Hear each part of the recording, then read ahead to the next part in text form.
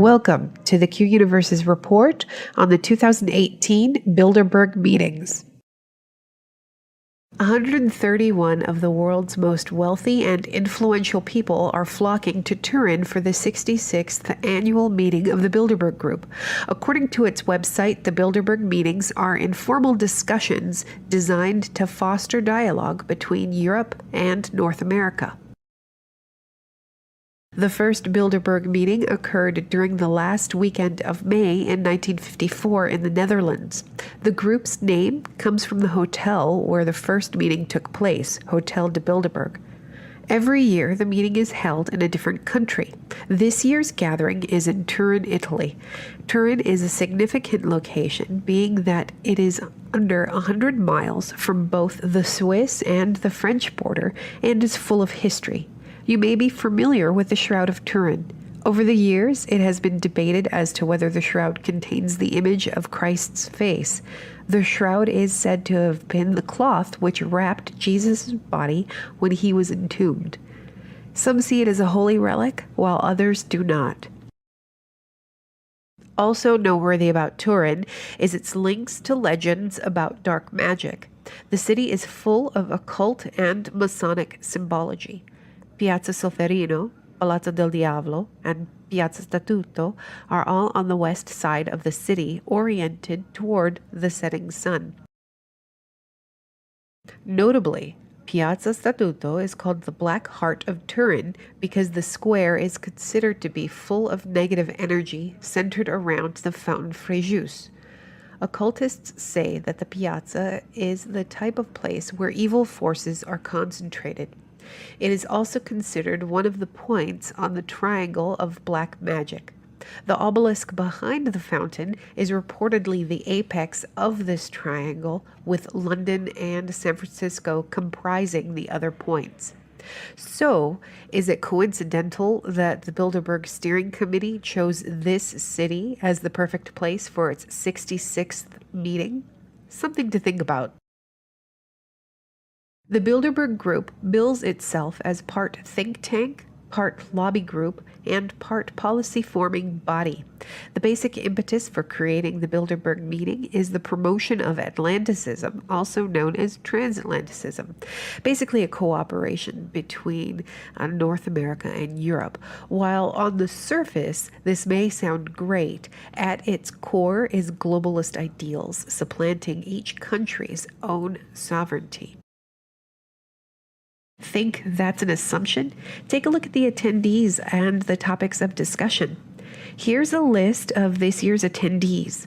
Included next to each person's name is which country they are from and their job title. Also included are the dates of the Bilderberg meetings they have attended. For this presentation, we've focused only on the last 4 years of attendees. As a fun exercise, conduct an internet search of a few of these folks. Eye-opening, to say the least. Breaking Spectre has a bit more on the attendees. So a little trip through the archives yielded the Bilderberg attendees and agendas over the last 5 years. Interestingly, over 5 years' time, there are certainly some mainstays that have emerged, and generally those that have just become regulars to the Bilderberg cause. That being said, there are a number I'd like to highlight and provide a little extra color around, given current events, starting with those that have attended the last 5 years running. Paul M. Achleitner, out of Germany, Chairman, Supervisory Board, Deutsche Bank AG, and also Treasurer of the Bilderberg meetings. Svein Richard Brandtzæg, out of Norway, President and CEO, Norsk Hydro ASA. John Elkann, out of Italy, Chairman, Fiat Chrysler Automobiles. Thomas Enders, out of Germany, CEO, Airbus SE. And out of the USA, Reid Hoffman, co-founder, LinkedIn, also a partner in Greylock Partners. Also out of the USA, Kenneth M. Jacobs, Chairman and CEO, Lazard, which, by the way, we just covered in Quniverse's coverage of Q Post 1440 recently, and also the hashtag Operation Backyard Brawl with its respective ties to CMEX, so give that a look when you get a chance. Alex Karp, USA, CEO, Palantir Technologies, which out of the tech sector builds software that connects data, technologies, humans, and environments. And what Bilderberg would be complete without Henry Kissinger, Chairman, Kissinger Associates, Inc. And from the media, John Micklethwaite, out of the USA, Editor-in-Chief, Bloomberg LP. We also have former General David H. Petraeus, out of the USA, Chairman, KKR Global Institute, which, by the way, who can forget the notable reporter Rob Dew from InfoWars, chasing Petraeus through the streets of Dresden a few years back. And rounding out the list of the attendees for the last 5 years straight, Peter Thiel, out of the USA, President, Thiel Capital.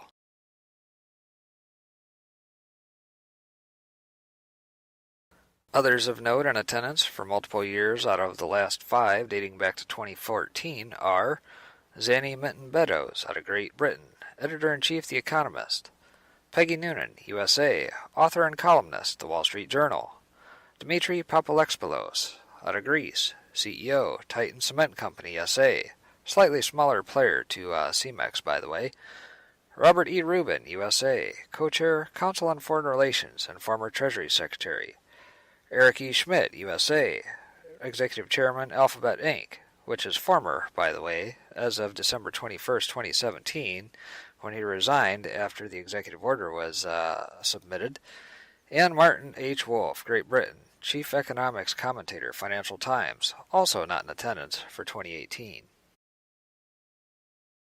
Last but not least, we find that Cardinal and Secretary of State H.E. Pietro Parolin, out of the Vatican, would grace the Bilderberg Group with his presence. Is it to spread the gospel of Jesus Christ and shed some light on an otherwise dark and secretive group? I'm guessing not, given some of the more recent headlines out of the Vatican and Q's reference to the Pope having a bad month in the recently passed month of May. And yes, there are many other participants aside from the aforementioned, representing a host of industries, market segments, academia, media, heads of state, etc. So just what exactly do these elitists have in mind for the little people? Each year, Bilderbergers have a list of key topics up for discussion. This year, the agenda includes these 12 subjects. 1. Populism in Europe. The Czech Republic, Hungary, and Poland have asserted their sovereignty and have refused to allow migrants into their respective countries, and Italy recently gave George Soros the boot. Populism and nationalism is on the rise in Europe, and elite Bilderbergers are, shall we say, concerned. 2. The inequality challenge. Here, Bilderbergers discuss economic mobility and growth. According to an article from the global chief economist at HSBC, the United States is being blamed for taking back growth from other countries, citing the cutting of corporate taxes. 3. The future of work. There's been some discussion regarding the creation of unconventional labor framework, like the Uber business model. A lot of globalists are opposed to worker autonomy. This topic also encompasses various factors of the labor market, including automation, which is part of a bigger issue and overlaps with the next topic. 4. Artificial intelligence. Artificial intelligence is so much worse than computers taking away jobs. The implications are invasive and sinister. Think about smart homes that record your every movement and even your thoughts. LED lights, or Li-Fi, will be used to replace Wi-Fi, making not only your appliances, but you always connected. 5. The U.S. before midterms. What? Why are they talking about the U.S. before midterms? What business is that of theirs? None. It's none of their business.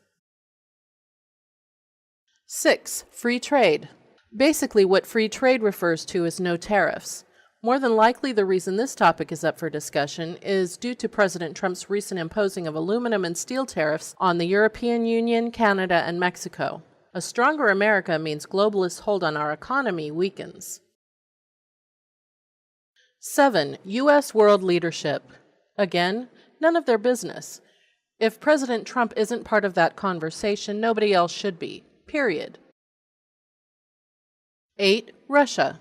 Let's just say the Bilderbergers are also chanting Russia, Russia, Russia.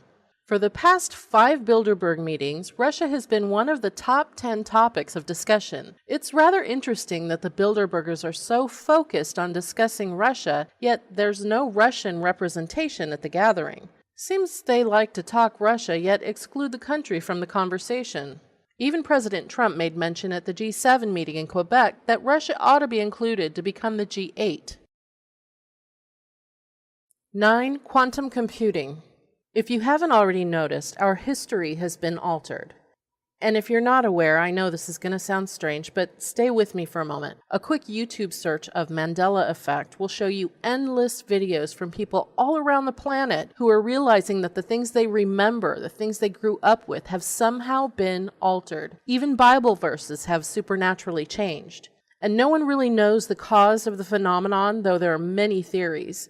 For example, does it have to do with CERN or Fermi Labs or any of the other colliders around the world, including those we don't know about? I don't know, but I don't want them to do it anymore. 10. Saudi Arabia and Iran. It's interesting that Saudi Arabia and Iran are grouped together. Saudi Arabia has moved closer to modernization. In fact, women will be able to get a driver's license after June 24th.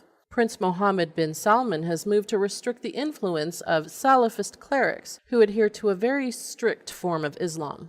As for Iran, it's been revealed that Obama lied to Americans about the particulars of the Iran deal and his side hustle. All of us here at Quniverse trust what Q stated in post 888. Iran next. That probably has the cabal quaking in their boots. 11.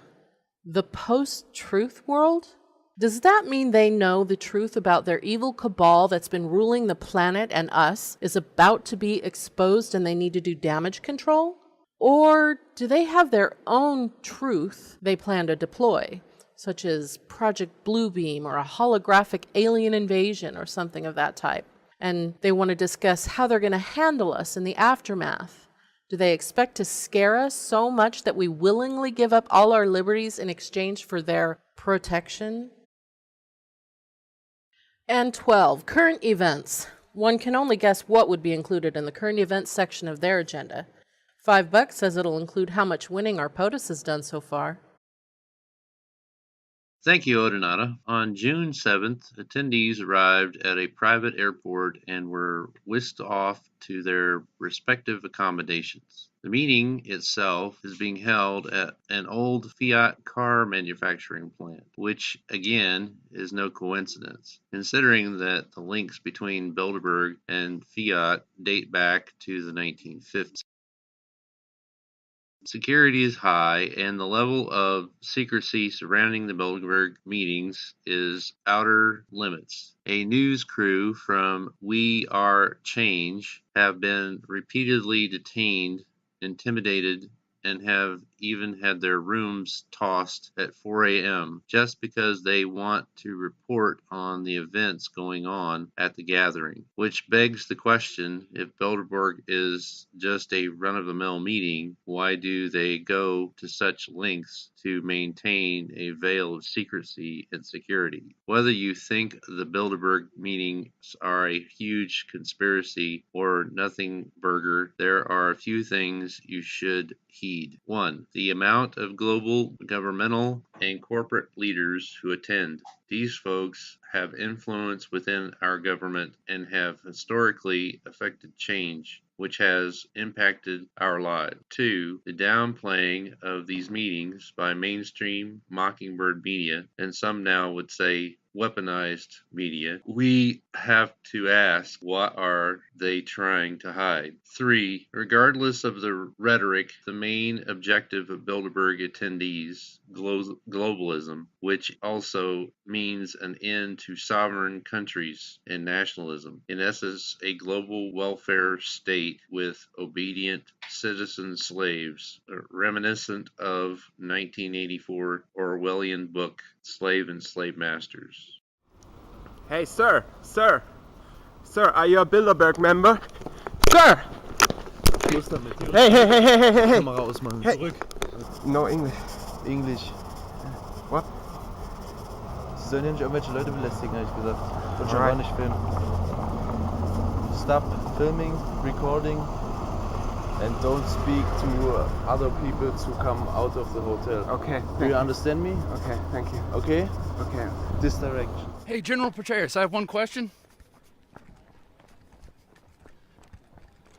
One quick question, General Petraeus. You had to resign as a result of an email scandal, yet Hillary Clinton is still running for president, even though she's got this massive email scandal of people hacking her. Do you think she should resign from the Democratic Party? Just one quick question, sir. I'm all the way here from America. One quick question, David Petraeus? All right, that was General David Petraeus. No info. No info. Ja, das ist auch einer.